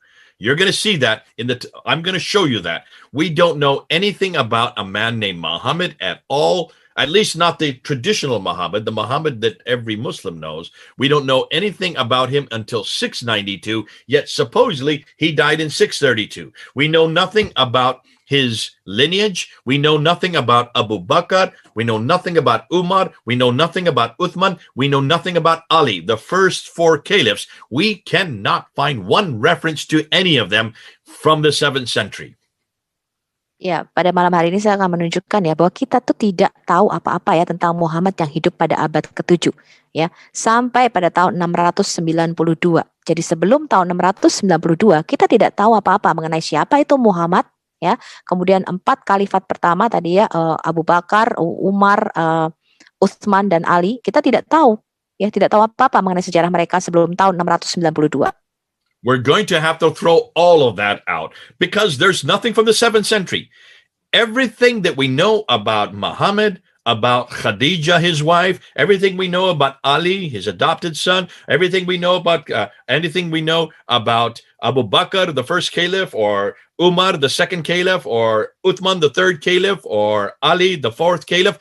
Everything we know about those 4 rightly guided caliphs, everything we know about the Rashidun period, that golden period from 624 to 661 is completely fantastic. In other words, it is made up. There is not one piece of historical evidence for any of it. Ya, jadi apa yang bisa kita ketahui mengenai siapa itu Muhammad, kemudian siapa itu Khadijah istrinya, ya kemudian mengenai 4 khalifat pertama tadi ya, mengenai Abu Bakar, Umar, Uthman dan Ali, itu kita tidak tahu sama sekali, teman-teman. Juga mengenai periode zaman keemasan Islam. Ya, itu tidak tahu sama sekali, kita buta, tidak ada sejarah sebelum tahun 692. But I'm only saying that because I haven't proved that. I've got to prove that, and it's going to take me hours upon hours and hours. We don't have time to do that today. We're going to have to come back and pick that up. But hold on, Kenosis. We're going to show you how that question is at the very root of what we're asking. Ya, nanti ya pertanyaan itu akan dijawab, tapi nggak sekarang. Itu pertanyaan yang sangat-sangat mendasar sekali, pertanyaan yang bagus, Kenosis. Okay, let's go on to Agus's question, which says, is the Doctrina Iacobi talking about Muhammad? I mean the historical version, not the faith version of Muhammad?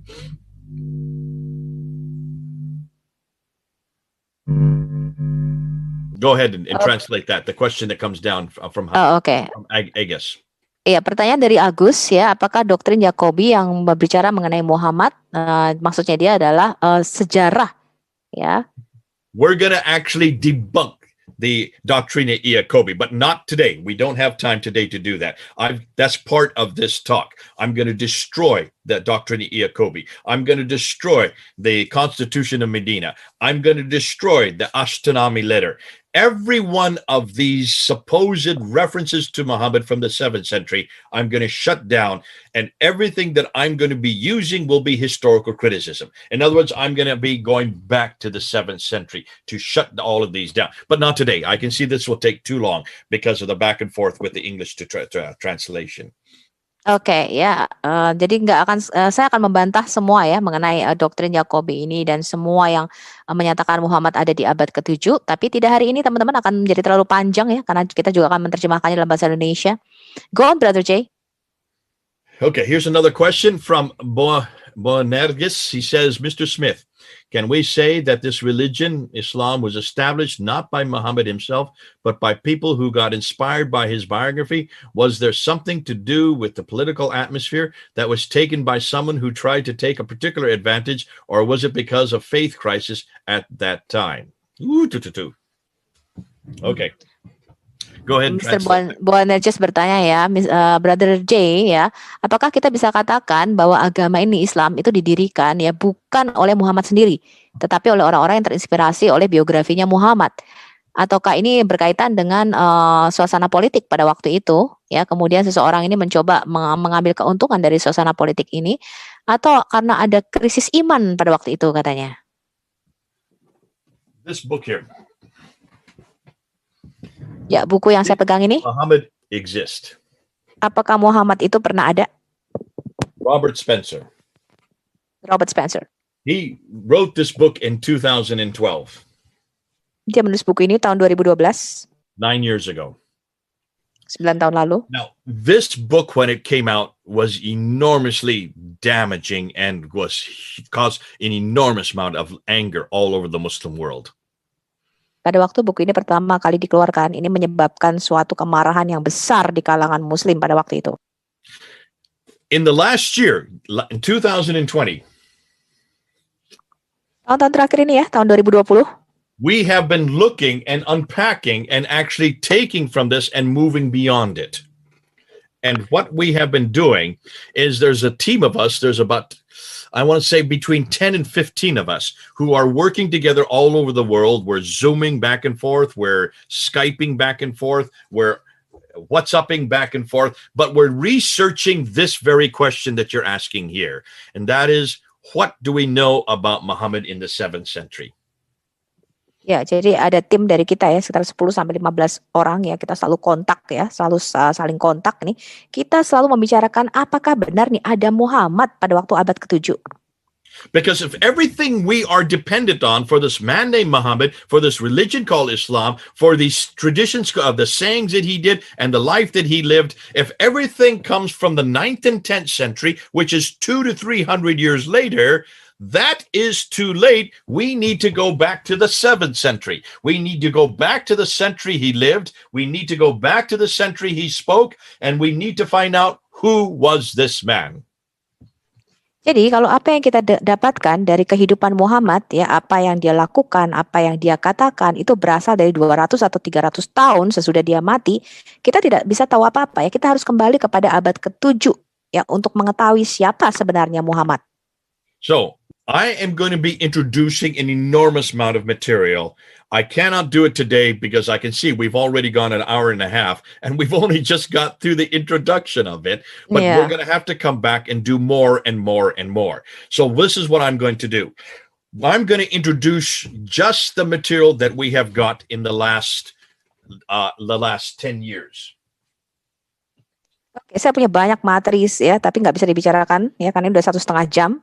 Saya akan memperkenalkan aja nih materi yang akan kita bicarakan nanti. This book here is one of the most damaging books in the world today. It is called Seeing Islam as Others Saw It. Seeing Islam as Others Saw It, written by Dr. Robert Hoyland. Dr. Robert Hoyland, I'll say more about him.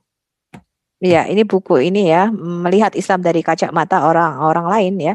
Ini buku yang juga paling membuat kerusakan yang cukup parah nih ya di dalam dunia Islam. Dr. Robert Hoyland reads and writes 18 languages, all archaic languages.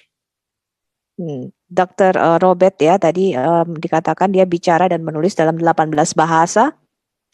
He was head of department at Oxford University, I think, when he wrote this book in 1997.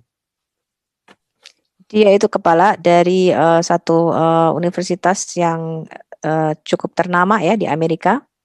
Not America, no, this is in England, in Oxford University. Oh, in England. Oh ya, di Universitas Oxford, teman-teman, tahun 1997. And what he did, because he could read and write all of these languages, he went back to all of these peoples. He went back to the 7th century. He went back to the same century that Muhammad lived and that supposedly Islam began. And he just asked, what did everybody know about this man Muhammad in that century? Ya, karena dia bisa menulis dan membaca di dalam 18 bahasa, dia mulai meneliti dan menyelidiki lagi. Ya, dia mulai mencari tahu siapakah Muhammad ini pada waktu abad ke-7. And what he found absolutely destroyed Islam. Dan apa yang ditemukan ini sangat-sangat menghancurkan Islam. He could not find anything about Muhammad. Dia tidak menemukan satu hal pun tentang Muhammad. He could not find anything about Mecca. Dia tidak menemukan satu hal pun tentang Mekah. He could not find anything about people called Muslims. Dia tidak menemukan pada abad ke-7 ini ada orang yang disebut Muslim. He could not find any reference to a religion called Islam. Dia tidak menemukan satupun referensi mengenai agama Islam. And he could not find anything about a book called the Quran. Dan dia tidak menemukan satupun referensi mengenai kitab yang disebut Quran. Those are the 5 things that really give us Islam. Without those 5 things, Islam falls to pieces. 5 hal inilah yang membuat kita mengenal ya apa itu agama Islam. Kalau tidak ada kelima hal ini, ya Islam ini berantakan nih ya. So looking from a historical standpoint, he destroyed it with just this book. That was not his intention. He did not want to do that. He was not out to try to destroy Islam. He is nothing more than a linguist, a man who could speak many languages, but he spoke all the languages of the people who were in that area. He spoke Aramaic. He also spoke Nabatean Aramaic. He also read and wrote Arabic and Syriac and Hebrew. He also knew Pahlavi. All of these languages he knows to read and write. And so he was looking at all these documents in all these languages to see what they knew about Islam. And he could not find a thing. Ya, hanya dengan satu buku ini saja dia sudah menghancurkan klaim-klaim Islam selama ini ya. Itu bukan maksud tujuannya dia menulis buku ini. Tetapi dia hanya seorang linguis aja. Jadi dia bicara dalam berbagai bahasa. Dia menguasai Aramaik, menguasai Nabatean, menguasai bahasa Ibrani, bahasa Arab ya. Dia hanya mencari dokumen-dokumen ya sejarah pada waktu itu dengan pendekatan sejarah dan dia tidak menemukan satupun referensi dari hal-hal yang Islam itu klaim tadi ya pada abad ke-7 itu tidak ditemukan sama sekali. Now, I have just put up on the chat, I have just put up the name of my YouTube channel. It's called Fander Films. It starts with a P, Fander Films. I've just put it there on the chat. You can all read it there. Fander Films I started back in 2006 to confront this whole material. So go ahead and if you could just say something about I've got it written there, Fander Films. Iya, teman-teman bisa ikuti ya YouTube-nya Brother J. Smith, Fander Films di sini. Ya, ini YouTube Fander Films ini ya yang akan mengekspos ya semua material-material yang tadi sudah kita bicarakan. YouTube started in 2005. I started my channel in 2006. So my channel has been going for 25 years now. Not 25 years, 15 years. What am I saying? For 15 years now. And it is primarily confronting the whole historicity of Islam. Ya, jadi saya memulai YouTube channel saya tahun 2006 ya. YouTube kan baru mulai tahun 2005. Jadi udah hampir 15 tahun ya. Jadi materi-materi itu yang saya tampilkan di YouTube saya itu benar-benar ya benar-benar melawan Islam. If you go up to YouTube right now and you go up to Fander Films, you will see I just put up a video 10 hours ago on Mecca and Petra. Mecca and Petra. I'm confronting the city of Mecca right now. Iya, kalau Anda pergi ke YouTube saya ya, baru 10 jam lalu saya upload satu video ya, Petra dan Mekah. Saya benar-benar menantang nih ya Petra dan Mekah di situ. Saya memberikan materi saya di situ. And already 3,000 people have watched that video in just 10 hours. Ya sudah ada 3.000 orang yang nonton ya baru 10 jam yang lalu. Now, what I have been doing, I have been confronting the whole historical critique. I have been confronting since 1995. So we're talking about 26 years now. Jadi saya sudah melakukan kritik sejarah atau kritik histori ini selama 25 tahun ya. But in the last year, 2020, so a year ago, the year 2020, everything seems to be coming to a head. Jadi baru pada tahun 2020 ya, kayaknya banyak sekali nih materi yang terus saya kemukakan. We have found so much new material in just the last year. Saya menemukan banyak sekali materi-materi baru ya tahun lalu. So that I brought Robert Spencer to come with me on my YouTube channel. I brought him and I asked him to interview him back in June of last year. Ya, karena begitu banyak materi-materi yang baru yang kita dapatkan mengenai Islam, sampai saya memanggil Robert Spencer ini menjadi narasumber di dalam YouTube saya kira-kira Juni tahun lalu. And I started introducing him to some brand new material that he'd never heard about. Dan saya memperkenalkan kepada Robert Spencer tadi ya, materi-materi yang baru yang dia bahkan belum tahu. So he went to his publisher and told them, and they say, you need to write a new book. Lalu Robert Spencer pergi ke penerbitnya dan mereka berkata, wah kamu harus menerbitkan buku baru nih. Which he did. And ya, dia lakukan itu. In December of last year, so we're talking about 3 or 4 months ago. Ya, dari Desember tahun lalu. And he then sent it to me by email. He wanted me to read it first and to see if it was good enough to then publish. Ya, dia mau saya mereview apa tulisannya, dia email saya dan sebelum itu dipublish atau dicetak keluar. I read it and I quickly got on the phone to him and I said, Robert, you're already out of date. You haven't looked at the coins. You haven't looked at the rock inscriptions. You don't even know who Ilyas ibn Qabisa is. You haven't put the newest material since July of last year. You haven't kept up with what we're now finding in just the last 6 months. Ya, saya kemudian langsung telepon kepada Robert. Saya berkatakan, wah kamu udah ketinggalan gitu ya, udah ketinggalan jauh ya. Kamu tidak melihat materi-materi yang kita temukan 6 bulan ini sangat banyak ya. Kamu tidak melihat koin, inskripsi ya. And he said, well, what should I do? I've already sent it to the publishers. Lalu Robert berkata, apa yang harus aku lakukan? Aku udah terlanjur kirim ke penerbit saya nih. It's going to come out in July and it's already out of date. So I said to him, just publish every year. Just publish a new book every year and add the new material year by year by year by year, which he's going to do. Now, ya, saya cuma mengatakan terus tambah materi baru, terbitin terus setiap tahun dan tambahkan materi-materi yang baru. This material that I'm going to be introducing, I can't do it today. It's going to be too long. And I can see now this is going to take too long to do all this.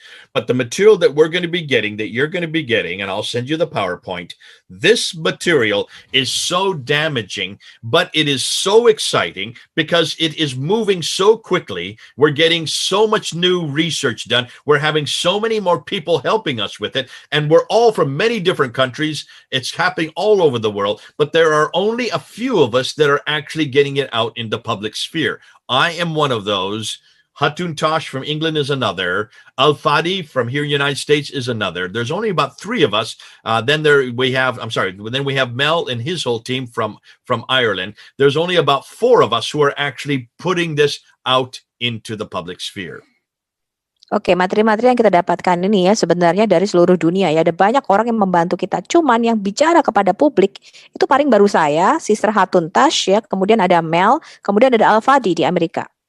So we're going to be, because it's so much material, it's going to take too much time to do it in one session. I thought I could get through this very quickly. I'm not going to be able to just because there's too much already. But let's try to finish these questions at least for now. Okay. Okay, here is a question from Bonergis. Mr. Smith, can we say that this religion, Islam, was established not by Muhammad himself, but by people who got inspired by his biography? Was there something to do with the political atmosphere that was taken by someone who tried to take a particular advantage, or was it because of a faith crisis at that time?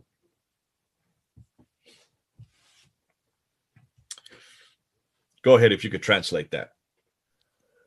Iya, jadi tadi ya pertanyaan dari Bu Nerges tadi, apakah kita bisa menyimpulkan bahwa sebenarnya Islam itu tidak di Oh, you've translated? Okay, let me answer that. Here.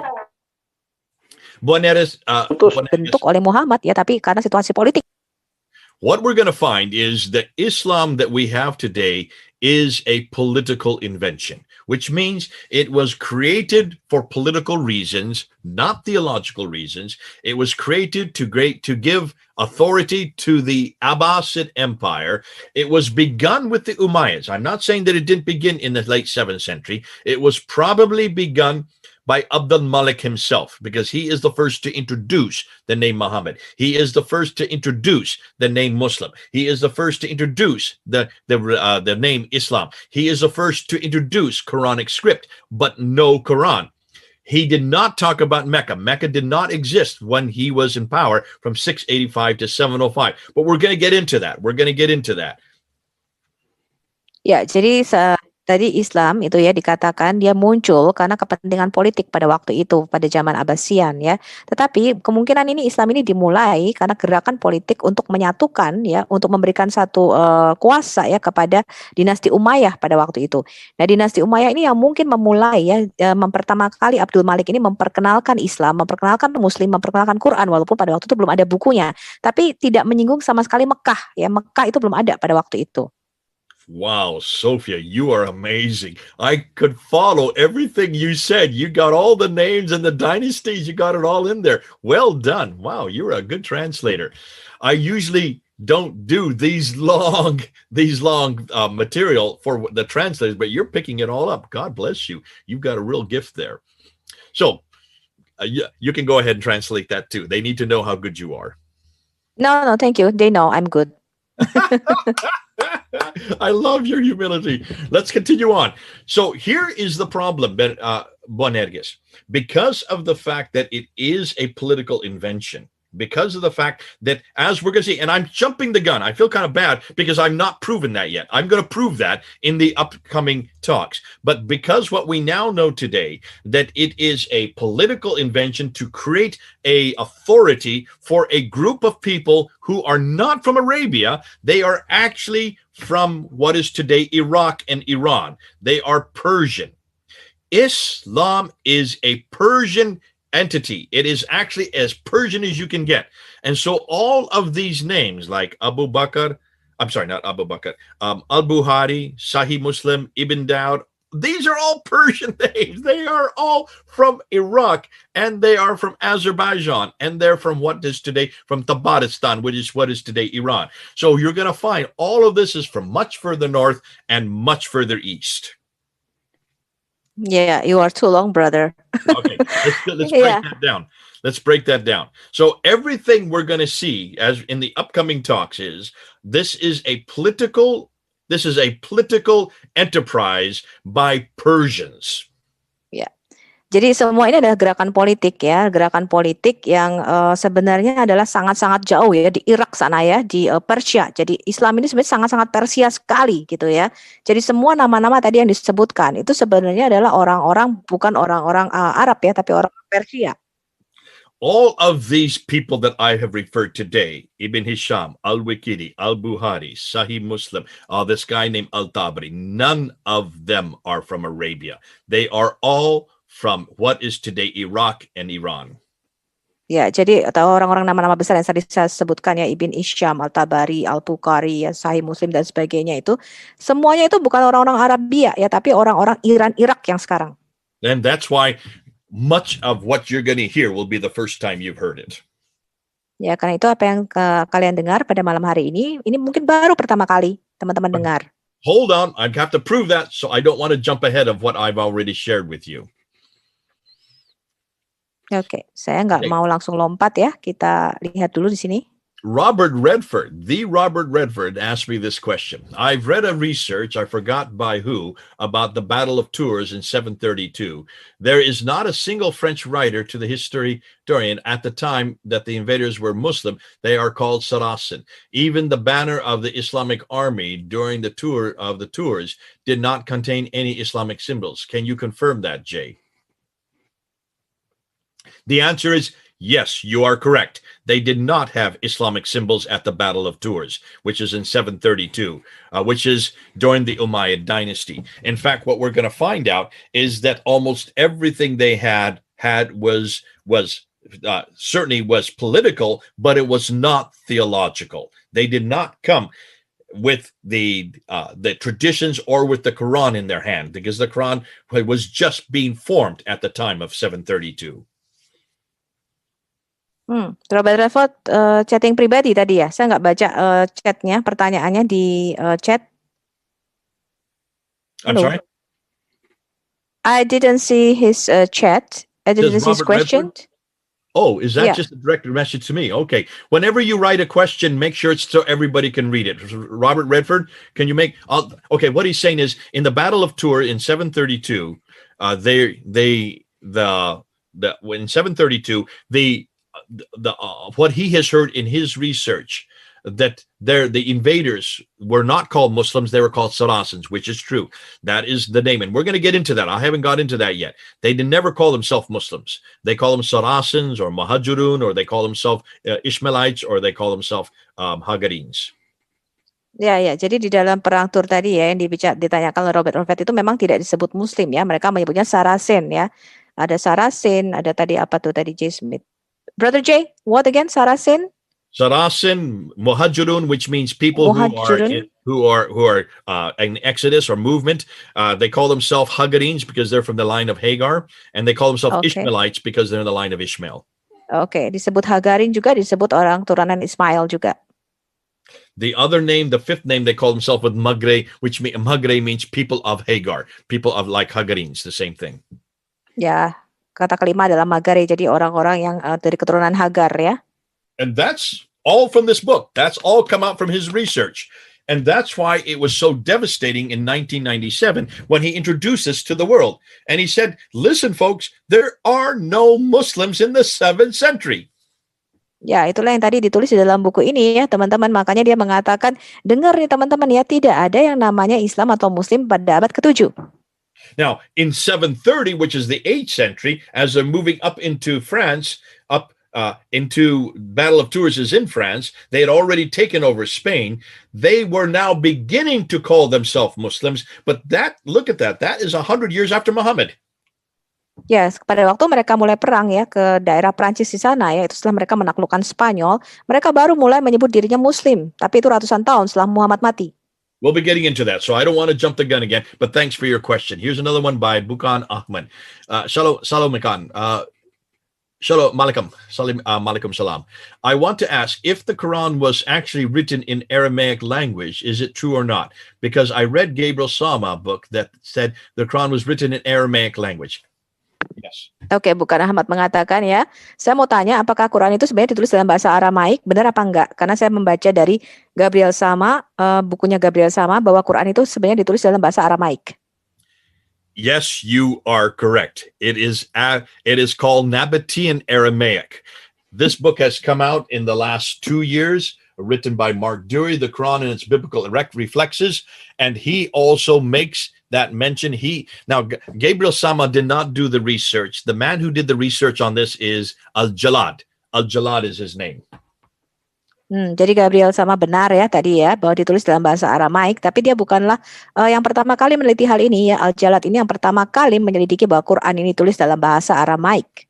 And what he found out is when you look at the Quran, here, look at the Arabic in the Quran. If you look at the Arabic in the Quran, this is the Arabic, this is the earliest Quran according to Islamic tradition. This is the Hafs Quran. Ya, ini Qurannya versi Hafs, ya ini adalah Quran yang mula-mula yang diklaim oleh Muslim. It has the Tar Marbuta, and I'm looking for an Alif Maksura. Where is there an Alif Maksura here? So Tar Marbuta and the Alif Maksura, I don't see anything right here. Aleph Maksura, the S shape, the S shape. The Aleph Maksura and the Tar Marbuta are all through the Quran. Also, the definite article. So here is the definite article right there. Al. Okay, there's the definite article. Okay, there's the Tar Marbuta right there. There's the Tar Marbuta. So when you see these ending of words, like the Aleph Maksura, the Tar Marbuta, or the Al, which is the beginning, the definite article, that is all through the Quran, but that is not the Arabic that was spoken in Mecca and Medina. That is not the Arabic that was spoken in the Hijaz, where Muhammad would have lived. Ya, jadi kalau Anda lihat tadi ya, ada akhirannya, ada definite article al juga di situ, jadi ada awalnya, prefiksnya ya. Tetapi itu sebenarnya bukanlah dia. Those endings, the Aleph Maksura, the Tar Marbuta, and the definite article, are from Nabatean Aramaic.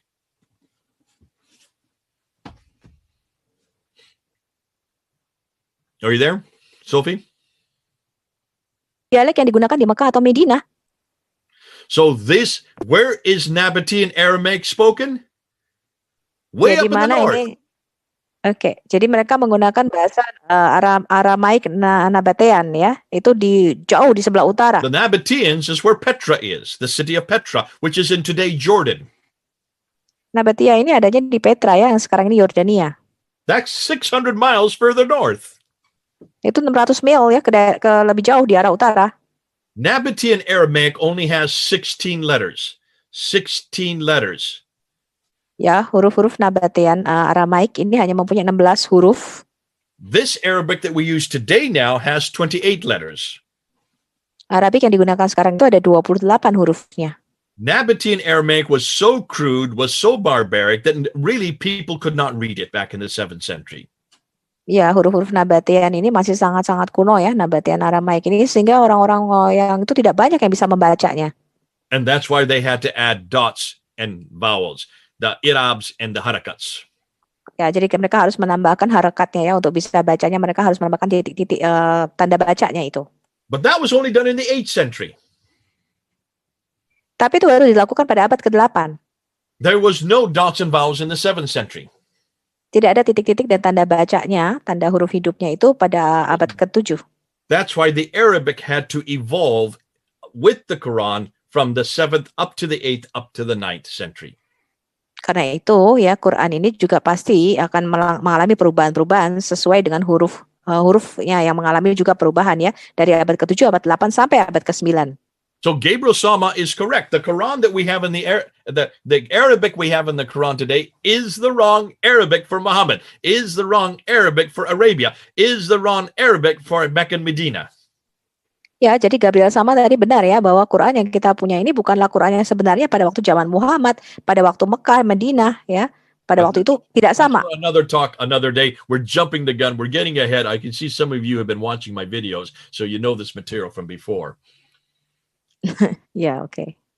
Here's another question from Edwin. In the era of Muhammad, the currency used with the Sassanid coins, which has the logo of the Persian Zoroastrian king and has a picture of Zura Mazda on it. Are there any criticisms or conflicts of Islam with Zoroastrian teachings? I love these questions, but you guys Ya, dari Edwin ya tadi. way ahead. You're getting ahead of me.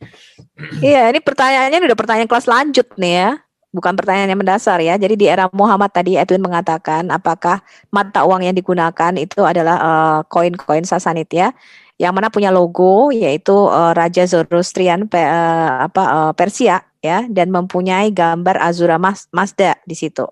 Yeah. Apakah ya ada kritik nggak mengenai hal ini? Edwin, can we hold that question until the next time? Because I'm about ready to get into the coins, but it would take too long to do that today. So hold on to that question. You are correct. All the coins in the East are Zoroastrian. All the coins in the West are Christian. There are no coins that are Islamic, not in the 7th century. We can't find one coin that is Islamic until 692. 692. But hold on to that question until we come back next time. Iya, pertanyaannya ditahan dulu ya Edwin ya, karena kita belum masuk nih ke pembicaraan mengenai masalah koin-koin ya tadi. Tapi benar ya, di daerah timur digunakan koin-koin Zoroastrian dan di daerah barat digunakan koin-koin Kristen. Nggak ada koin-koin Islam yang ditemukan pada abad ke-7 sampai tahun 692. Here's a question from Lefty. There is a huge time gap between Muhammad time and Al-Bukhari and the first complete Quran and all of the history of Muhammad. What happened between those years? Lefty, hold on. I can't answer that. Otherwise, I'll be here for 3 hours, and we're already coming up on 2 hours. So hold on to that question. That will be answered, but you're just going to have to wait because we just don't have enough time today to do that. Okay.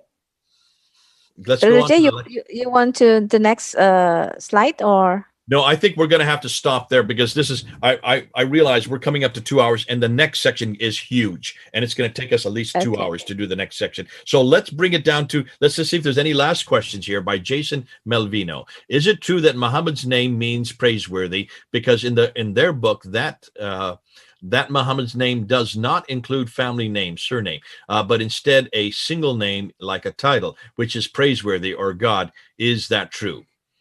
Go ahead and ask the question.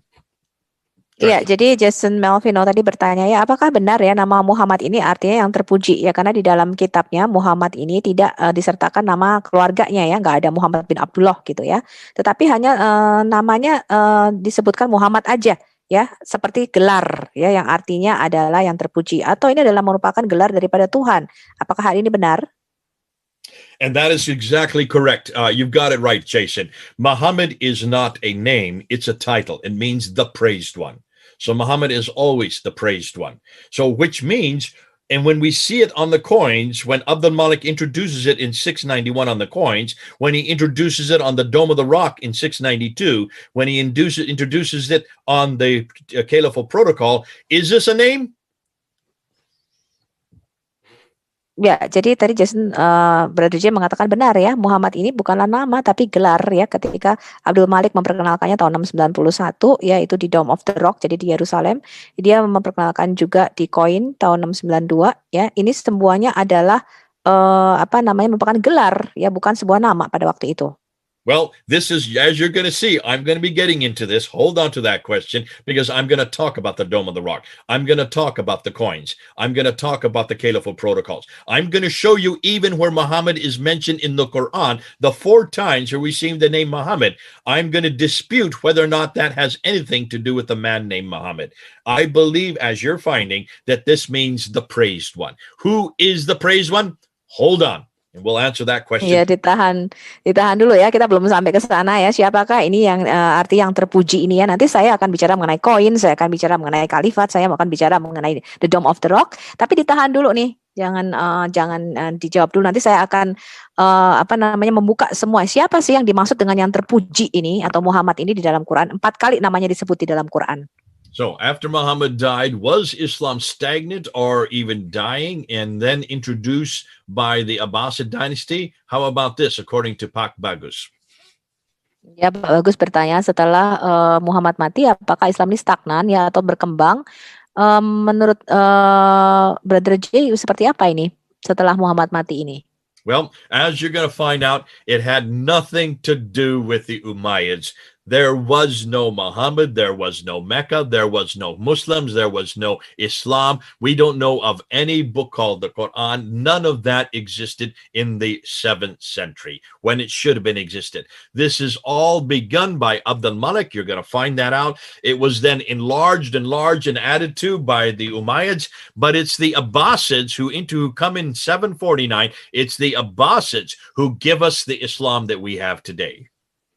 Ya, jadi kalau kita tadi melihat ya, tidak ada nih pada abad ke-7 ya tentang Muhammad ya, mengenai Muslim dan sebagainya. Kita tidak punya referensi pada abad ke-7, tetapi Abdul Malik yang memperkenalkannya ya, kemudian dinasti Umayyah ini kemudian menyebarluaskannya yang menjadi lebih besar lagi, tapi dinasti Abbasian lah yang menyebabkan Islam ini diperkenalkan secara luas.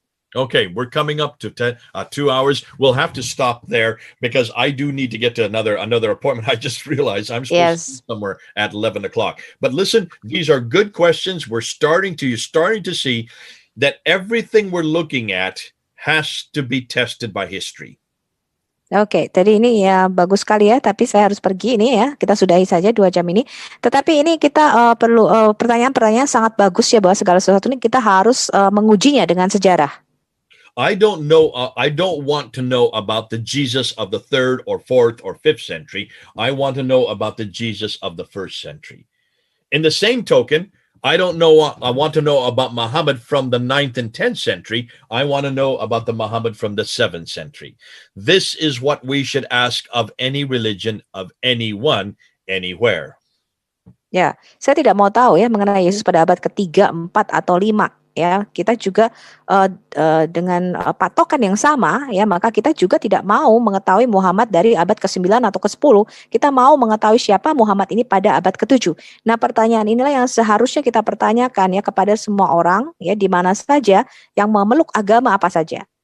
So far, everything you have heard about Muhammad, everything you have heard about what he said and did, what he did is from this book. This is the book that everybody has to read all over the world.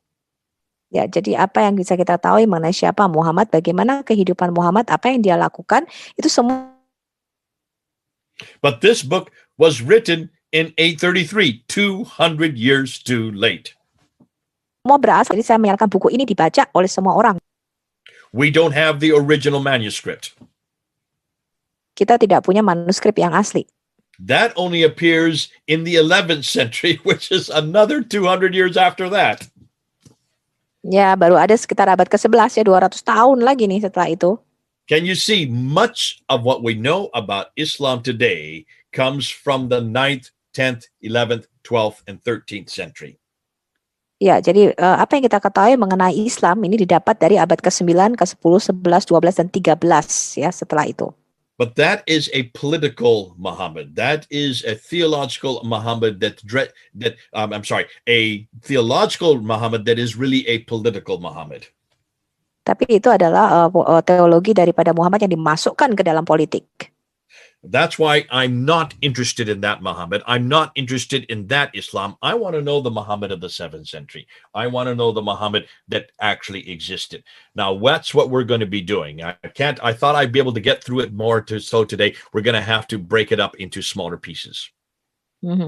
Oke, jadi tadi saya tidak mau tahu ya mengenai Muhammad tadi yang abad ke-9 tadi yang ada dalam gerakan politik ini yang dimasukkan sebagai political tadi ya, movement tadi. Tapi saya mau tahu siapa sebenarnya Muhammad ini pada abad ke-7 gitu ya. Siapa sebenarnya Muhammad ini? Tapi ini menjadi terlalu panjang ya. Jadi nanti kita akan bagi sesi-sesinya nih pada sesi-sesi berikutnya lagi. Okay, so we will stop there for today because there's an awful lot more that we need to go into to actually help you understand what's going on next. What I'm going to do the next time we come back, what we're going to do is we're going to actually then look at the coins. We're going to start with the coins. That's a huge section. That's an enormous amount of material. So let's come back.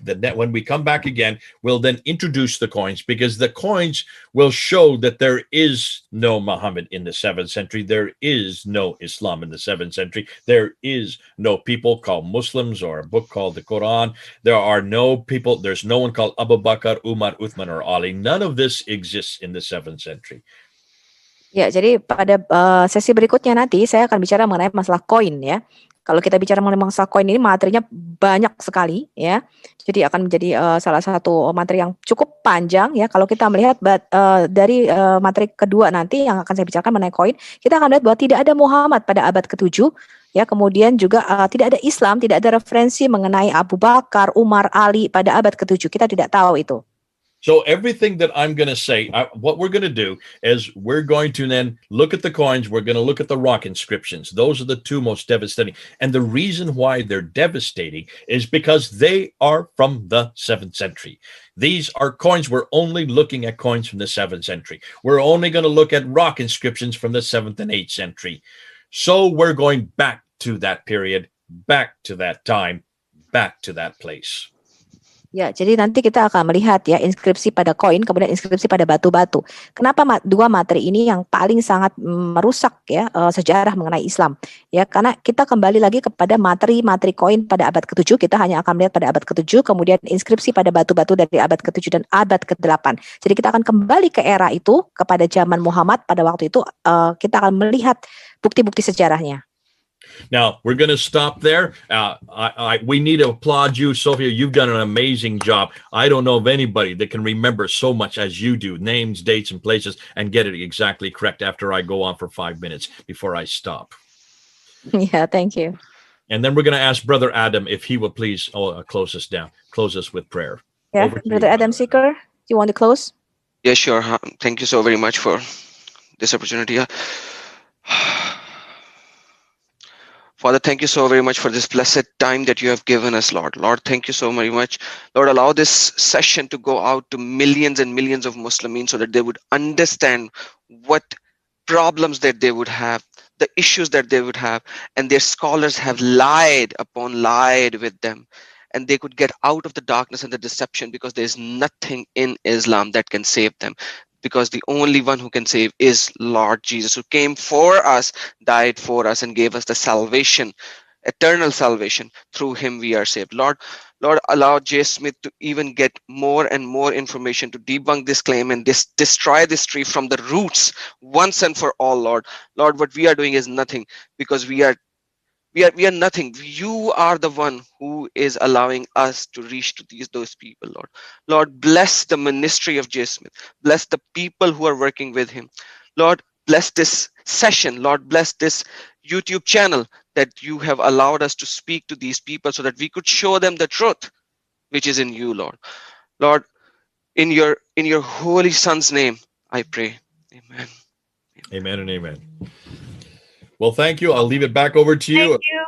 Thank you so much, much. Brother Jay. Would Okay. like to see you again. We hope we will have another class next with you. We'll do that. We'll set it up. I'll set it up with Chris and we'll make sure we get back, and we'll let you know when that is. When the next time we come back, we'll go into the coins, and you're going to see how devastating the coins are concerning about this religion called Islam. Until then, Yes. God bless you. Okay. God bless you. See you next God time. bless you. Bye-bye.